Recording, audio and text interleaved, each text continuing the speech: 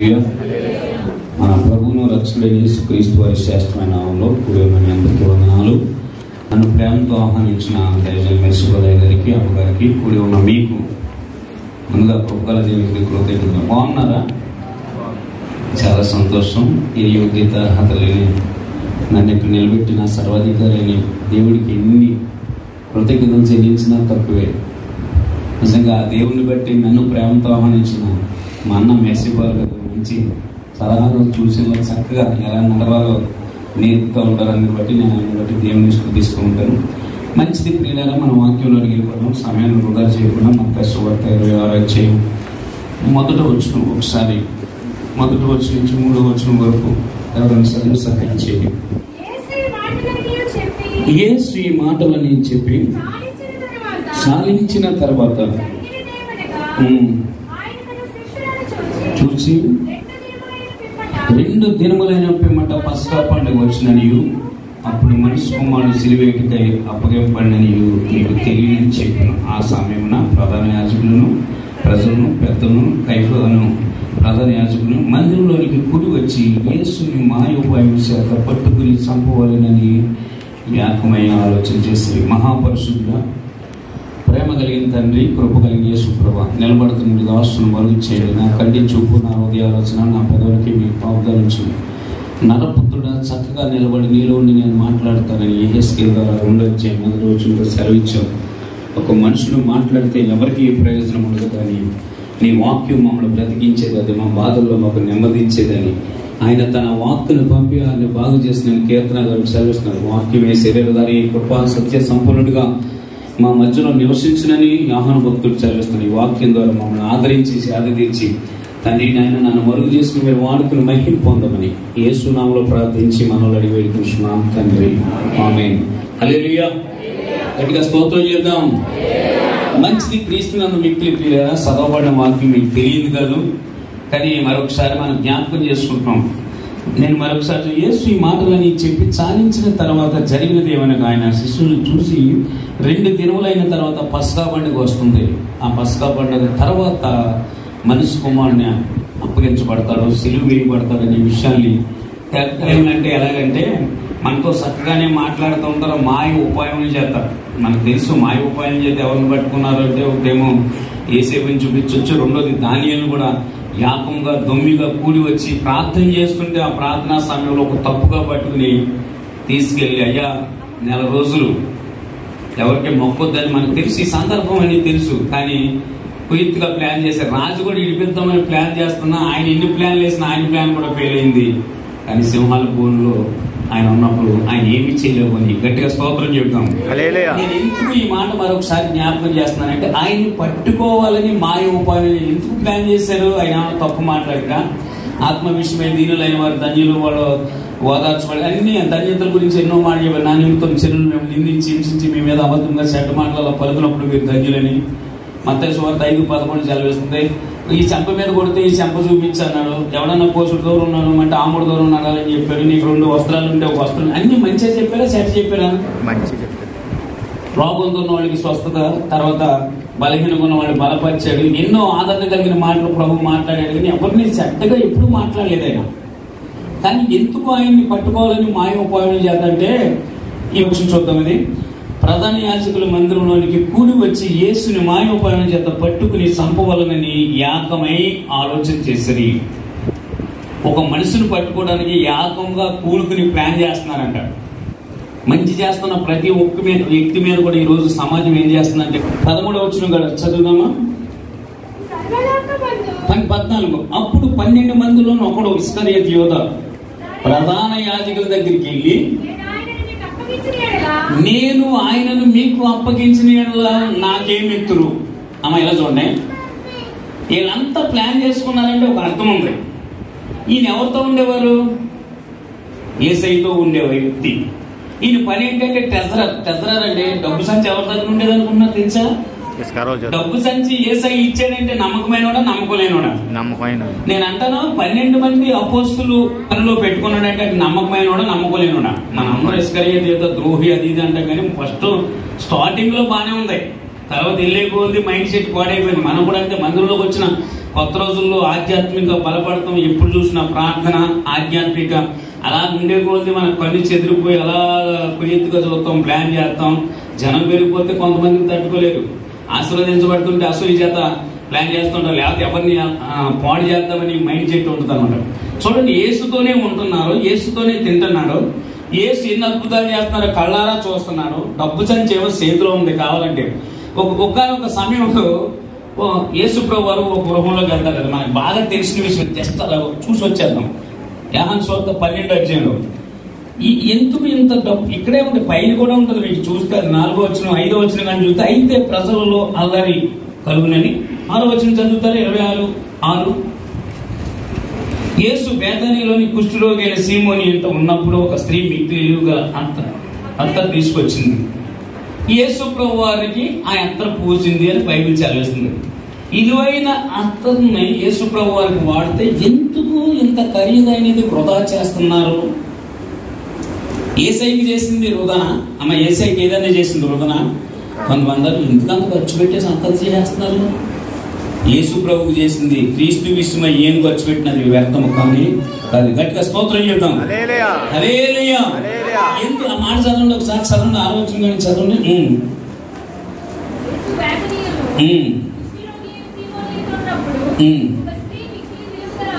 మిక్కిలి ఇలువగల చదువుతాను వినండి.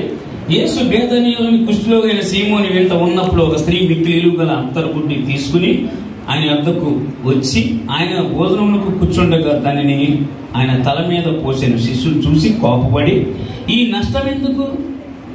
ఏసై ఖర్చు పెడితే నష్టమా? అమ్మ ఏసై ఖర్చు పెడితే నష్టమా? ఏదో చెప్పండారా? కాదు కదా. మరి ఎందుకు ఏసైతో ఉంటున్నారు, ఏసైతో తింటున్నారు, ఏసైకి ఖర్చు పెడుతుంటే ఎవరికి సర్వాధికారి అయిన దేవుడు బైబిల్లో ఉంటుంది కదా, పిలిపిలు రాసిన పత్రిక 2వ అధ్యాయం 6 ఆయన దేవుడే దేవుడితో సమాన బాధ్యమని ఎంచుకోలేదు కానీ ఆయనకి ఆయన రీతిగా చేసుకునే దోసుడి స్వరూపం ధరించి సులువు మరణం పొందినందుగా నీ కొరకు నా కొరకు ప్రాణం పెట్టే ఆ సర్వాధికారి అయిన దేవుడు, ఆ మహిమలో ఉండవలసిన దేవుడు భూమి మీదకి వచ్చి మనతో పాటు ఉంటూ మనతో పాటు తింటూ ఉంటుంటే సాధారణమైన ఒక వ్యక్తికి ఎందుకు ఇంత విలువైన దాన్ని ఆయన ఖర్చు పెడుతున్నారని. యేసుప్రభు బేదలు, ఆయన బేదల మీద ఉంది కదా, అక్కడ ఉంది 12వ అధ్యాయంలో యోహాను సువార్త ఒకసారి వెళ్ళండి.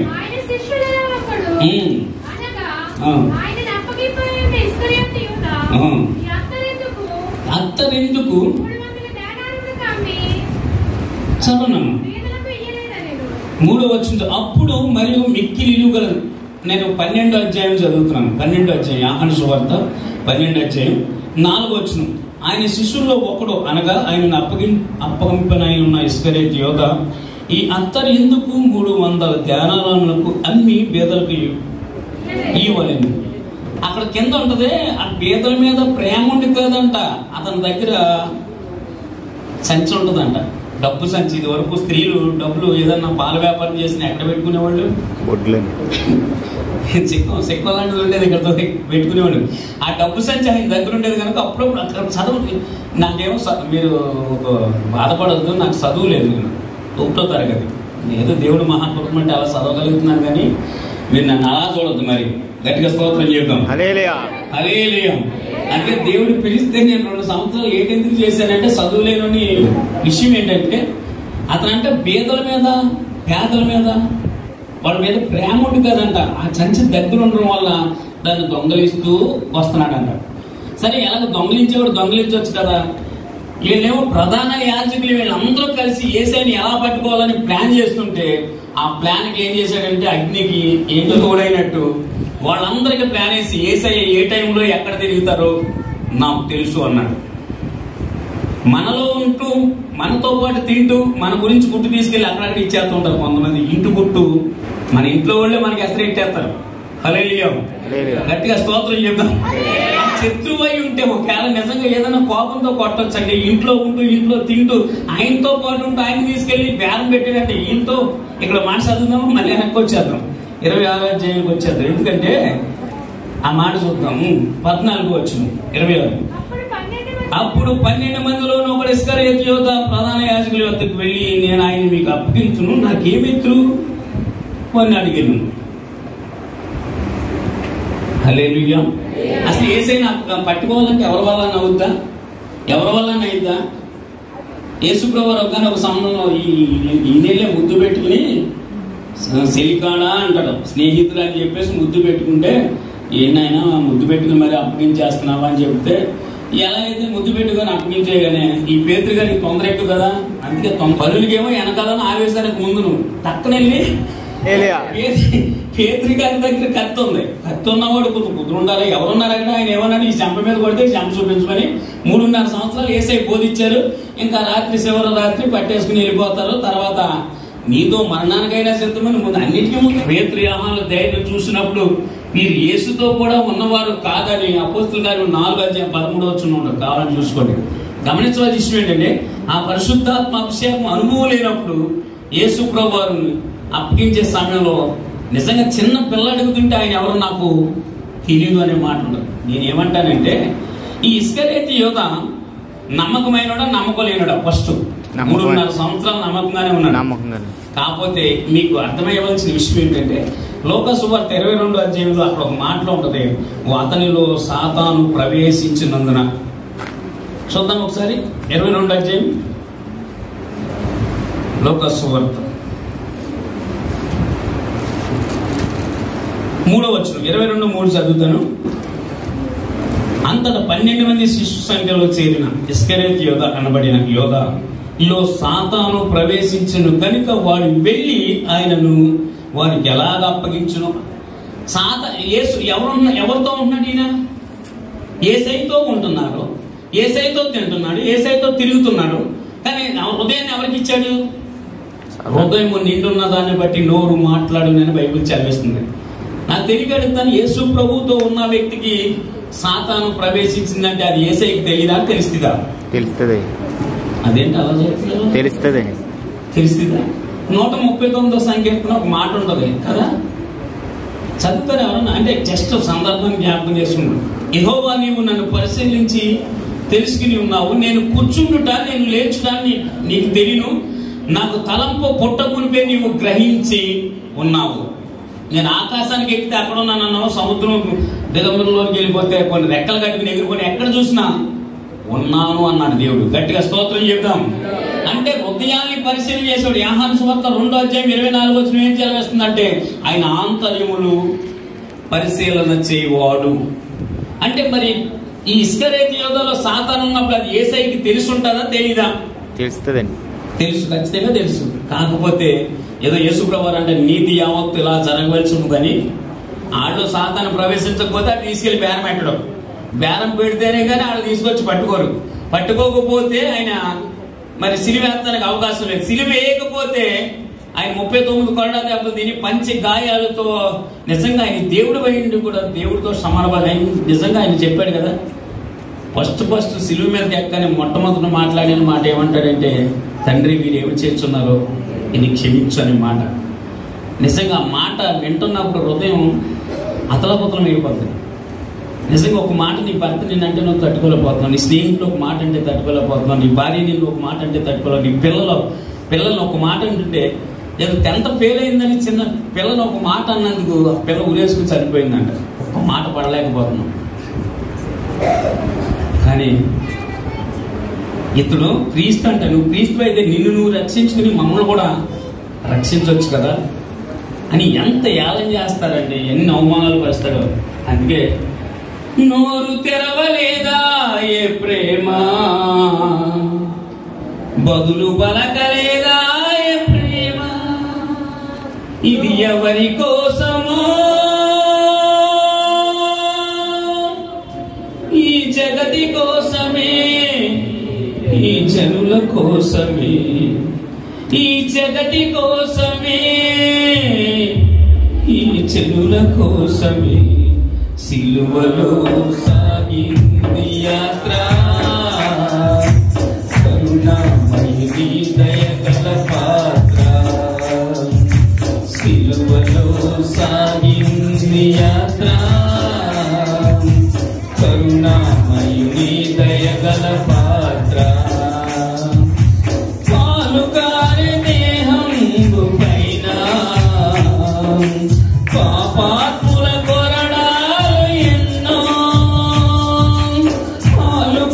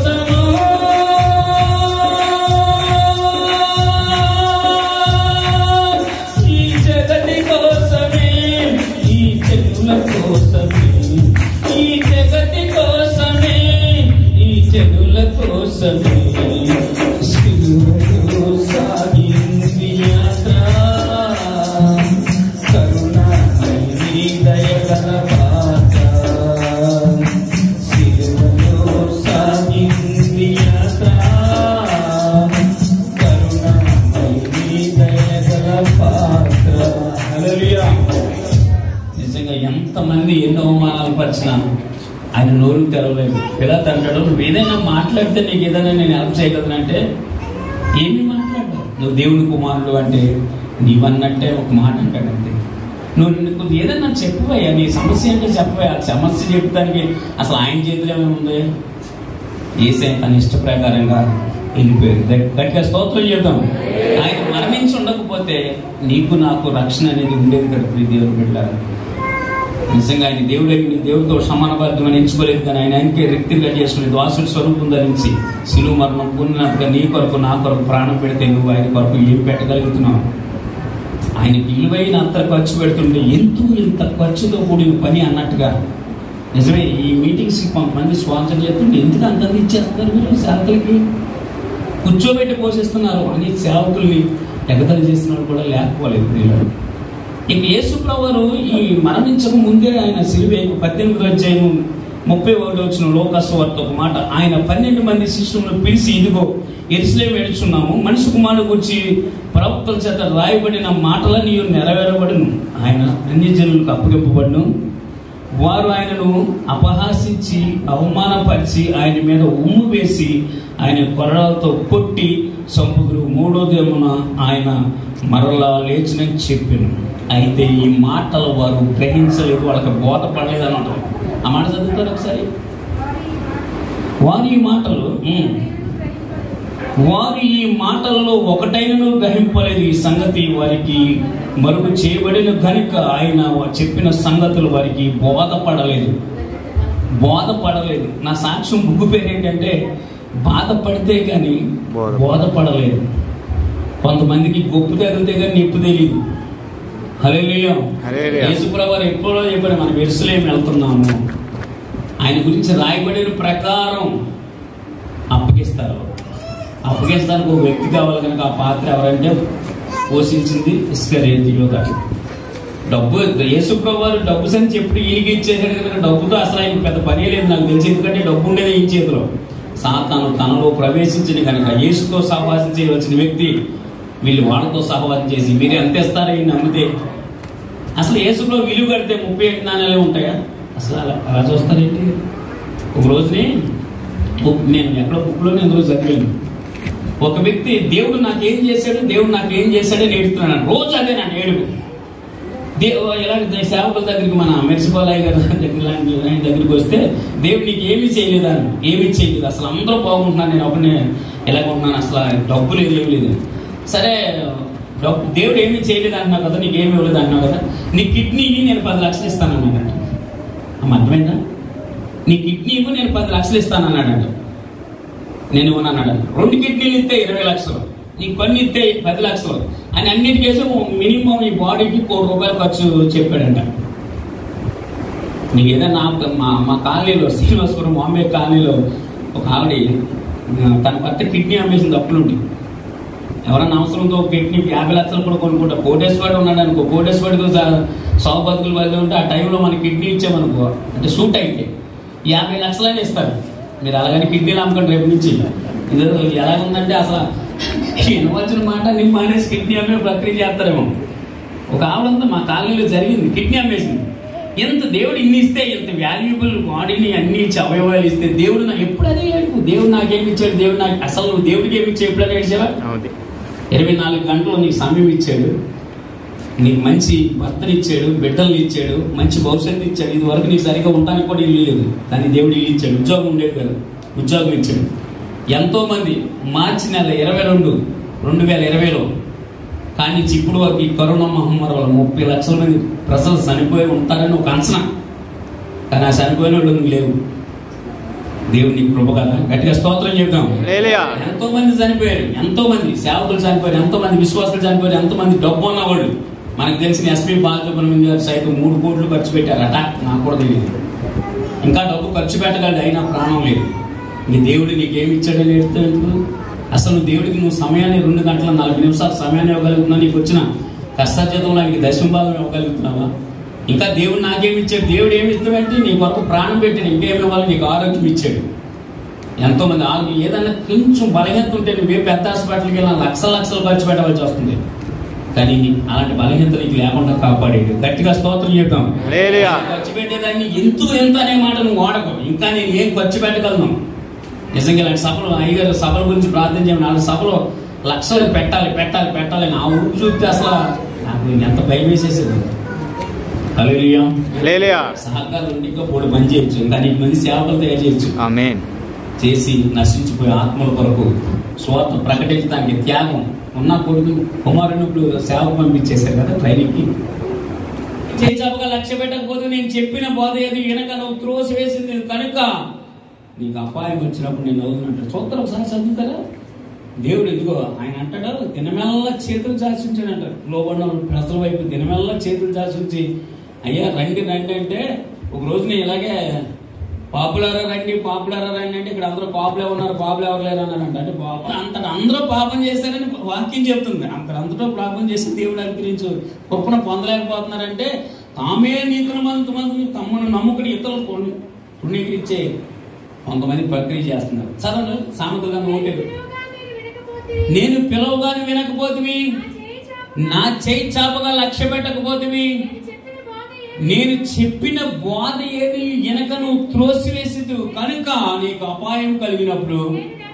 చాలాసార్లు అన్ని అయిపోయిన తర్వాత లాస్ట్లోను మందులో తీసుకొచ్చి పడిపోతారు అంతే. ఖర్చు పెట్టవలసిన హాస్పిటల్ సీరియస్ అయిపోతాయి. ఇంకా బతకరు అని చెప్పినప్పుడు అంతకుముందు మేము ప్రార్థన ఒక ఆవిడ మా ఇంటికి వచ్చింది. ఇలాంటి సందర్భాలు చెప్పాలి. ఒక ఆవిడ మాకు ఇస్త్రీ చేస్తే బట్టలు తెస్తాను.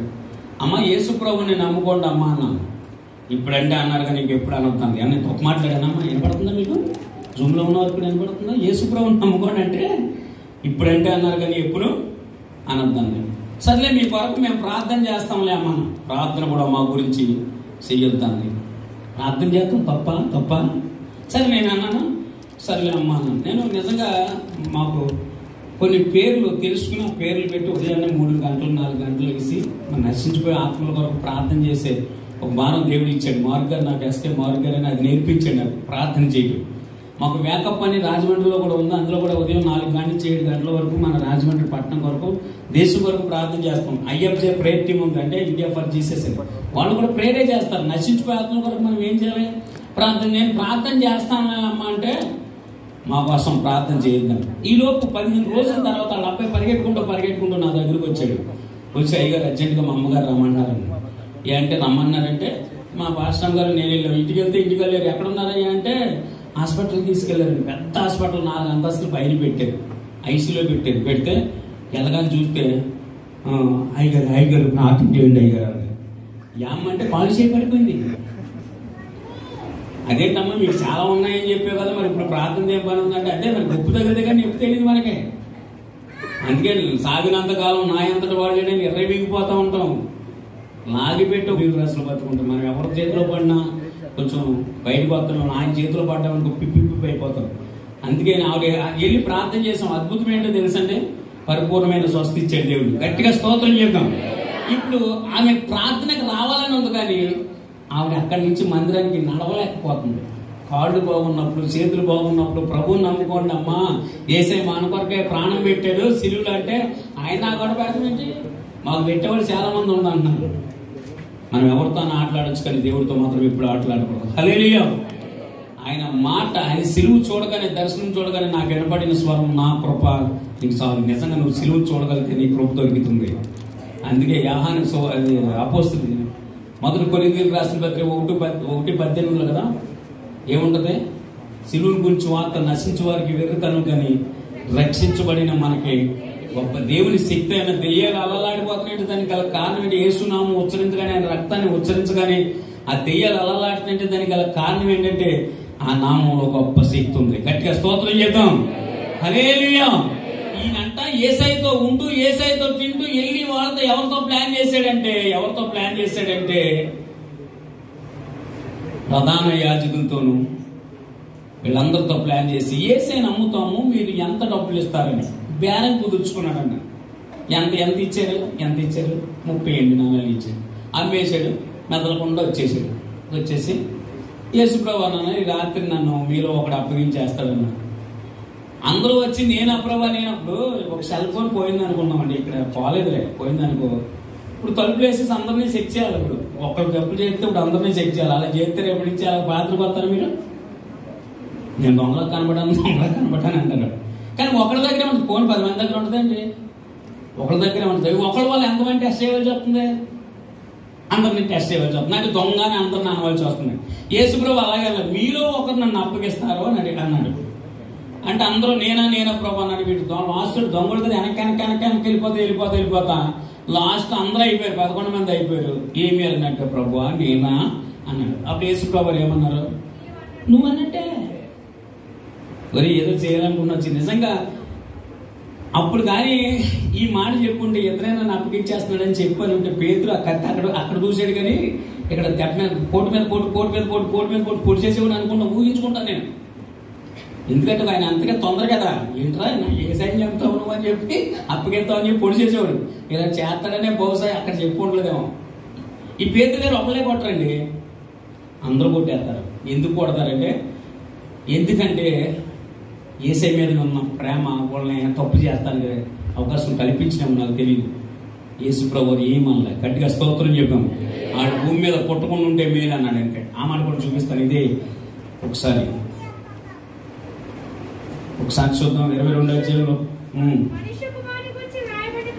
మనిషి కుమారుని గూర్చి ఎప్పుడని చెప్పామది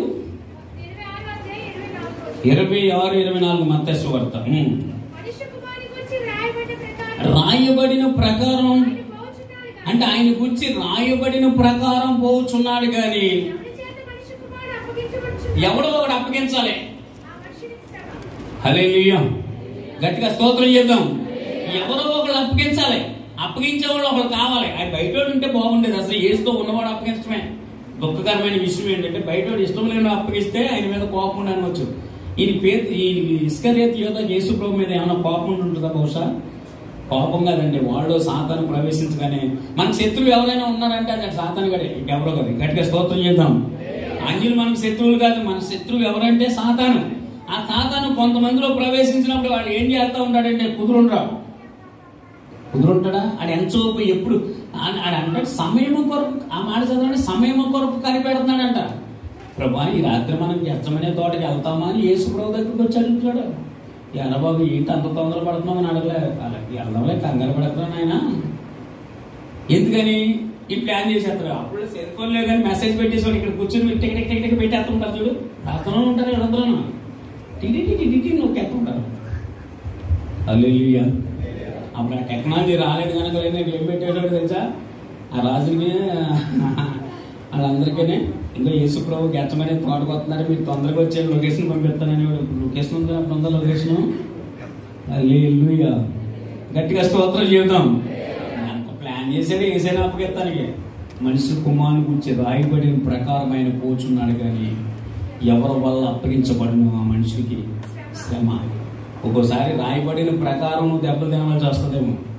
ఆయన నిన్ను గురించి రాయబడిన ఒక మాట పడాలని. నిజమే, ఆయన పక్షిరాజు గూడు రేపినట్టు ఒకసారి మనం రేపుతూ ఉంటాడు. ఎందుకు రేపుతాడంటే మనం ఒకసారి మాట వినని ఎడల శ్రమను బైబిల్ చదివిస్తుంది. యెహోవా కార్యములు అశ్రద్ధ చేయవాడికి శ్రమ. దేవుడి పనులు ఎప్పుడు మనం అశ్రద్ధ చేయకూడదు. నిజంగా ప్రార్థన 7 గంటల కంటే 7 గంటలకు ఉండాలి. నేను పొద్దున్నే విజయవాడ వెళ్ళాలండి 5 గంటలకి. రేపు పొద్దున్న విజయవాడలో మీటింగ్ ఉంది. నాకు వాక్యం చెప్పడానికి ఒక 50 మంది సేవకుల మధ్యలో సాక్షి వాక్యం చెప్పమన్నారు. నేను 6ంటికి వెళ్తే బండి ఉంటుందా? అమ్మ ఉంటుందా? ఉండొచ్చు కదా.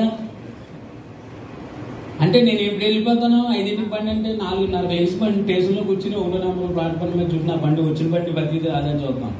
అదే మనకు 7 గంటలకు ప్రార్థన అన్నాం అనుకో 7:30. హల్లెలూయా, గట్టిగా స్తోత్రం చేద్దాం. దేవుడు పనులకి మనం ఆతుకు ఆయన పెందల కాడే మందిరానికి వెళ్ళినని ఉంటుంది బైబిల్ కదా. ఆయన లేచి పెందల కాడే ఎప్పుడు వెళ్ళాలి? ఉదయాన్నే. స్త్రీలు అయిన వాళ్ళు ఉదయాన్నే లేచి ప్రార్థన చేయాలి, పురుషులైన వాళ్ళు ప్రార్థన చేయాలి. కొంతమంది 8-9 అయినా కానీ ఎంత బద్ధకమో. ఉదయాన్నే 5 గంటలు లేచి ప్రార్థన ఉంటుంది. ఇక్కడ ఆరాధన ఉంటుంది. 40 రోజులు ఉదయాన్నే లేచి ప్రార్థన చేస్తారు. 40 రోజులే చేయమన్నారు. 365 రోజులు కూడా భారం కలిగి ప్రార్థన. నశించిపోయి ఇంతమంది నశించిపోతున్నారు. ఈ సహోదరులు నశించిపోతున్నారు, నీ కుటుంబాలు నశించిపోతున్నారు. నువ్వు అంటారా? మా బాబు కేరళలో 4 సంవత్సరాలు పాస్ట్ రైటింగ్ అయిపోయిన తర్వాత నా కుటుంబీకులు అందరినీ ఆ కొడుకులో కూర్చోబెట్టాలన్నది నా ఆశ. మేము గౌడా నుంచి కన్వర్ట్ అయ్యాం. వాళ్ళందరూ రారు. అసలు పెద్ద ఫంక్షన్ లాగా పెట్టేసాను. ఫంక్షన్ మా అబ్బాయి బీటెక్ కంప్లీట్ చేసుకున్నాడు, బాగా ఫస్ట్ ర్యాంక్లో పాస్ అయ్యాడు. అందుకే నేను భోజనాలు పెట్టుకుంటున్నానని చెప్పి వెళ్ళి ఆరికిరావులు అవరంగబాదు నా బంధువుల్ని మొత్తం మార్చెట్టోళ్ళని మట్టవాళ్ళని పాకవాళ్ళని కొంతమంది ఉంటారు అది పిలిచేసాను. ఒక ఆయన అన్నాడు, ఇలా పెద్ద ఆయన అన్నాడు, ఏం చేస్తున్నావు రా అన్నాడు. పాటరా ఏనండి అని. ఏంటో దిగిపోయావు, నువ్వు కూడా దిగిపోయావా అన్నాడు. ఏంటి గొయ్యానయ్యా అందరూ దిగిపోయావా నాకు దిగడం కాదు, రక్షించబడ్డాను. కానీ మీ కూడా ఏం చేస్తున్నాడు ఏంటి అన్నాడు. అతను కూడా పాటలు ఏంటి అన్ని కూడా దించేసావు అన్నాడు. ఏంటి దించేస్తానికే అంటాం. అంటే చాలా మంది మనల్ని ఏమడుగుతారంటే, నువ్వు మతం పుచ్చుకున్నావా, మతం తీసుకున్నావా, దిగిపోయావు. దిగు కాదు, దిగిపోయి ఉన్న మనల్ని లేపెట్టి దేవుడు. గట్టిగా స్తోత్రం చెప్తాం. ఈ లోకం అనే పాపంలో మనం నశించిపోతున్నప్పుడు మనం అందరినీ రక్షించడానికి ఆయన భూమి మీదకి వచ్చి ప్రాణం పెట్టి కదా 33.5 సంవత్సరాలు ఆయన జీవించి 3.5 సంవత్సరాలు సువార్త చేసి అపోస్తులు 12 మందిని సిద్ధపరిచి నిజంగా ఆయన సిలువ వేయబడి సమాధి చేయబడి తిరిగి లేచి 40 రోజులు సుమారు అందరికీ కనబడి ఆరోహణం అయిపోయి నేను మళ్ళీ వస్తానని చెప్పాడు. మనకి ఆదరణకర్తను పంపించాడు. హల్లెలూయా. ఈసారి వచ్చినప్పుడు ఆయన లోకపాపను మోసుకుని పోయి దేవుని గొరిపిల్లలాగా రారంటే ఆయన యోధా గోత్రపు సింహలాగా వస్తాడంట. నువ్వు ఆయన దగ్గర ఆశలు వేసావంటే నీ చాప్టర్ క్లోజ్ అయిపోతాయి. ఇక కనికరం అనేది ఉండదు ప్రియులారా. కానీ ఇదే మిక్కిలి అనుకూల సమయం. ఏప్రిల్ రాసిన పత్రిక 3వ అధ్యాయం 2వ వచనం ఉంటుంది. ఇదే మిక్కిలి అనుకూల సమయం. మీలో ఎవరైనా రక్షణ పొందలేదా? ఇంకా ఈ సిరి జ్ఞానాలు అయిపోయేలోపు నీలో ఒక ప్రత్యేకత ప్రార్థన రావాలి. సమయం లేదు.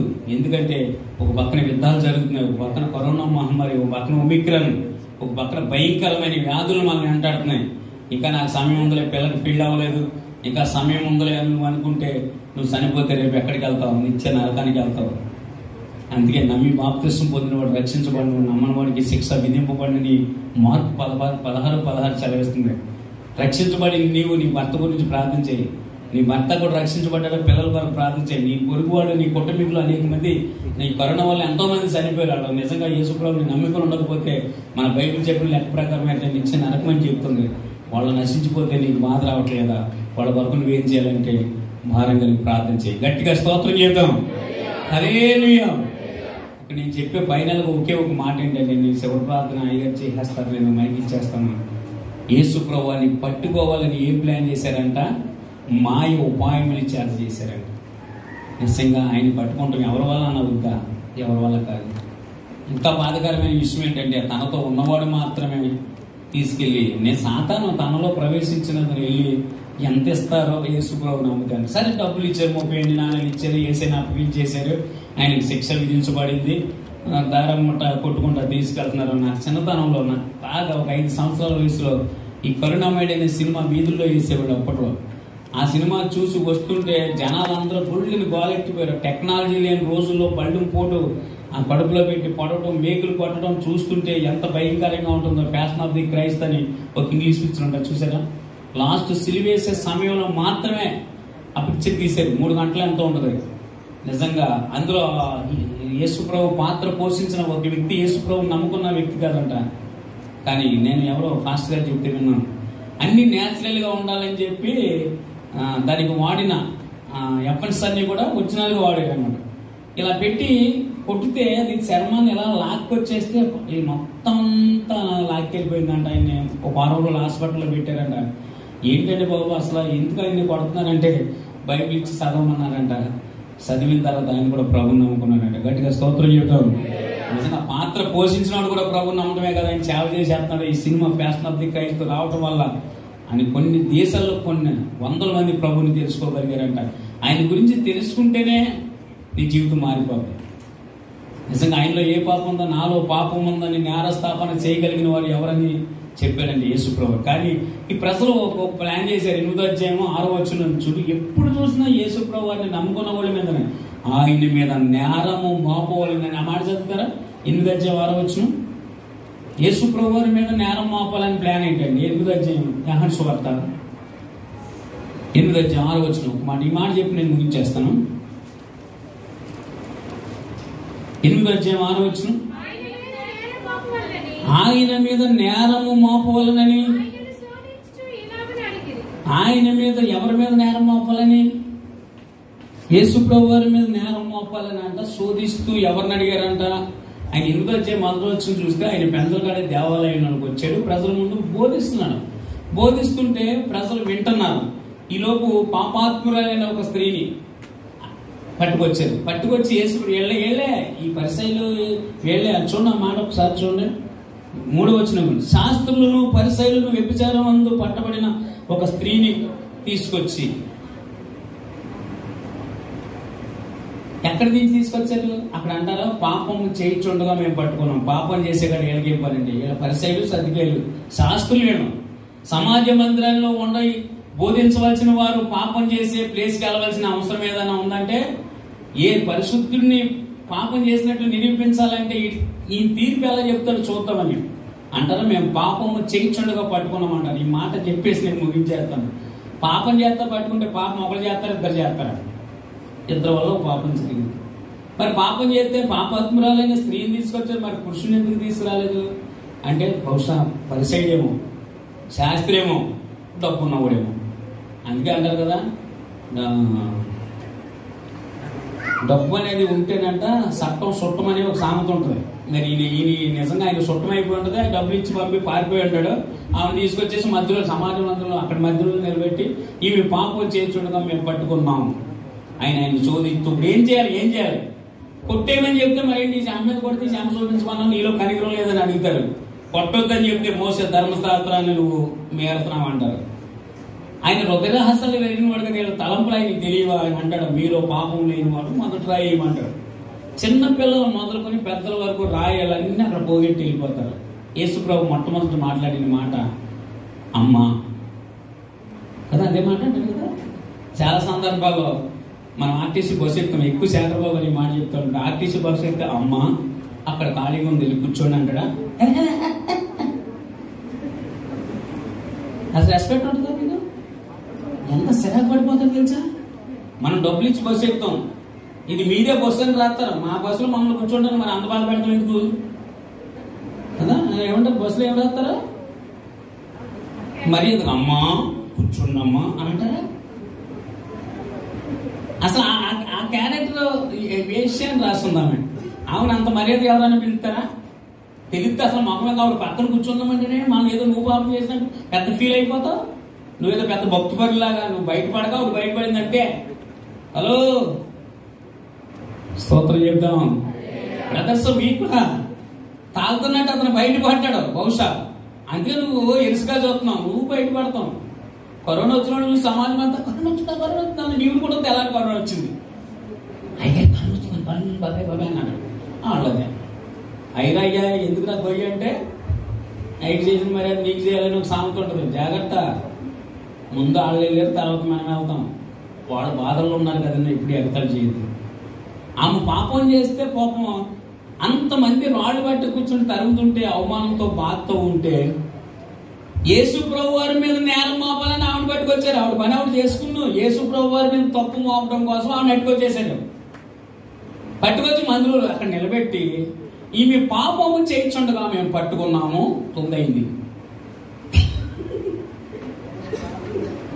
పట్టుకున్నాము.